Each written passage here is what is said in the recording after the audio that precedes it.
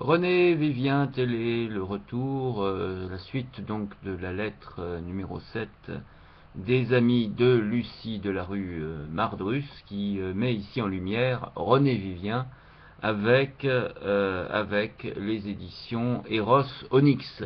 Je cite donc la page 10 de cette lettre d'information numéro 7. L'histoire d'Eros Onyx édition remonte à 2007.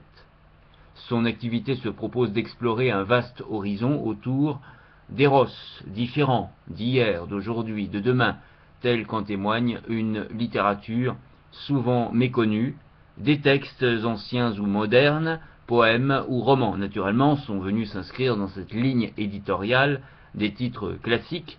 La première année, Études et préludes, Cendres et poussières, Sappho, en traduction seulement, de René Vivien, ouvrage suivi en 2008 de Nos secrètes amours de Lucie de la rue Mardrus, en collaboration avec la revue Inverse et du recueil Les Kitharèdes de René Vivien encore.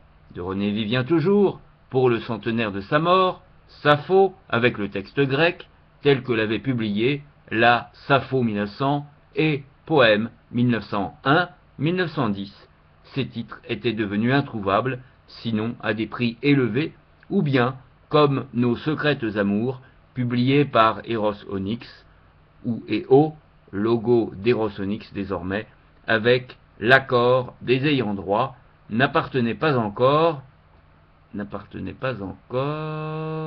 au domaine public. Nathalie Clifford Barnet avait bien en 1951, et à sa manière, confidentielle et anonyme, publié ce dernier recueil sous le même titre, mais il restait à le rendre à son auteur dans son intégralité, ce dont Mirande Lucien s'est acquitté avec soin. Grâce à une soirée autour de Lucie de la rue Mardrus, à la librairie parisienne Violette & Co., à l'occasion de la parution du recueil, EO a commencé à se faire connaître. Puis ce fut en novembre 2009, le colloque René Vivien à l'ULIP, l'Université de Londres à Paris. Une universitaire américaine a par la suite contacté EO en vue de la publication d'un inédit de l'Amazone, Amant féminin ou au pluriel, ou la troisième de Nathalie Clifford Barnet, qui a vu le jour en 2013, tandis qu'une autre, à son tour, a proposé de présenter le recueil Netsuke, contes chinois et japonais, de la Muse aux Violettes, paru en mai, le temps de remonter, en mai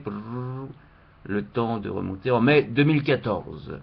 Le colloque de novembre 2009 a également permis, grâce à Nicole G. Albert, spécialiste vivénienne, de faire la connaissance de la petite nièce de la poétesse. Ainsi a été publié en 2012 un inédit de jeunesse de sa grand-tante, Le langage des fleurs. Enfin, c'est un chercheur français qui est venu vers EO pour offrir au lecteur une autre des œuvres rares de René Vivien, sous le pseudonyme de Paul Riversdale, Lettre double, à paraître en novembre 2014.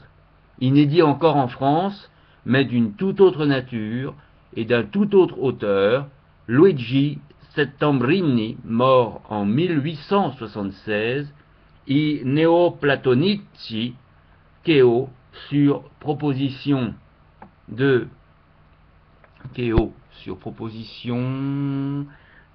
Patrick Dubuis, a publié sous le titre Idylle socratique.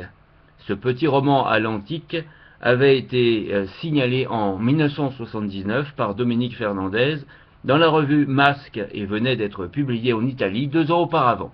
Cette publication a bénéficié du soutien du CNL, tout comme de titres de Yanis Ritsos, Erotica et Phaedra, édition bilingue, parus respectivement en 2009 et 2010 chez EO. Voilà, donc là c'était la page 10. Alors je vais aller voir si la page 12 on continue avec EO, peut-être pas.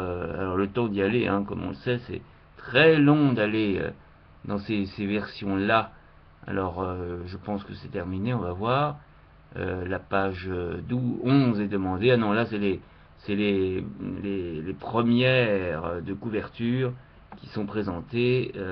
Ah oui, parallèlement à cette collection de classiques, dont le dernier titre cette année est l'anthologie poétique Une semaine, 7 vies, recueil bilingue allemand-français de Mario Wirtz, mort en 2013, EO accueille dans sa collection Images des études de films marquants, accompagnées d'un DVD tel que Sébastien de Derek Jarman par Didier Roth-Betteny et bientôt peut-être Olivia de Jacqueline Audry.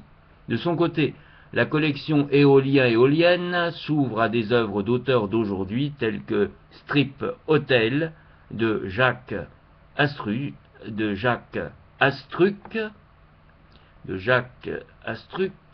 ou Vie, errance et vaillance d'un gaillard libertin, roman historique de Claude Puzin, 2012, et en 2015, Gustave de Xavier Bézard, biographie fiction du peintre Gustave Caillebotte. N'oublions pas la collection Documents, dont le seul titre jusqu'à présent est Bougre de vie, 8 homosexuels du 19e siècle se racontent, paru aux États-Unis en 2007, sous le titre Queer Lives de William Penniston et de Nancy Herber.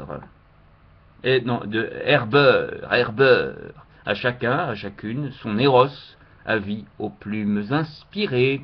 Voilà, donc là c'était visiblement l'intégralité qui se retrouvait donc en page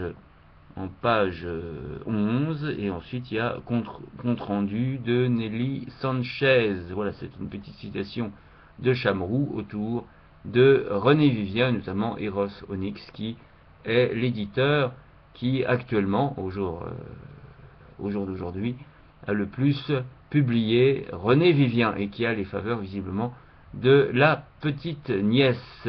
Hein, voilà, tout le monde n'a pas ses faveurs, et lui a la chance de les avoir. Voilà. La belle vie. À bientôt sur René Vivien Télé.